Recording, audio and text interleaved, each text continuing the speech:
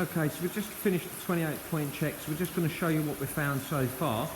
So we're going to concentrate behind the passenger rear bumper. What I've done is I've just released the bumper a little bit just so we can get the hose up there. And what I've got is I've got a flexi camera going down in this box section. So just to show you, obviously that's the inside of the vent there, and you can see that the water's just coming off at the bottom here, and then it's coming into the box section.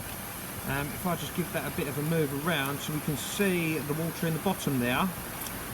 Also, if I just quickly show you, if I can get this torch, I don't know if you can see that in there, but can you see that there's a bit of light there?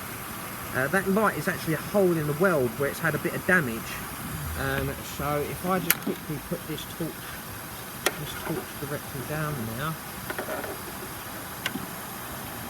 There we go, so we can see that it's had some form of bodywork in there. And I wonder if we can get this on there.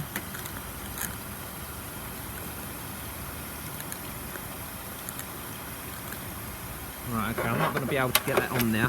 But what we can do is if I put that in there,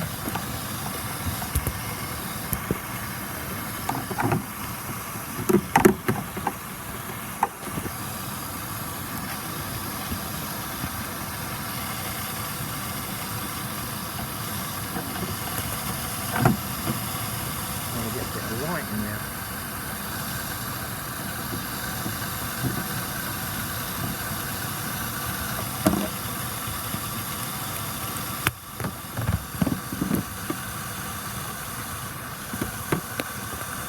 There we go. So we can see inside that corner there that we've got some damage, and it looks like obviously the seam's come apart. So we've got 2 leaks on the passenger rear, which is filling up the box section, and then obviously making its way down to the front of the car. So we're just going to quickly test the driver's side and show you what that's doing as well.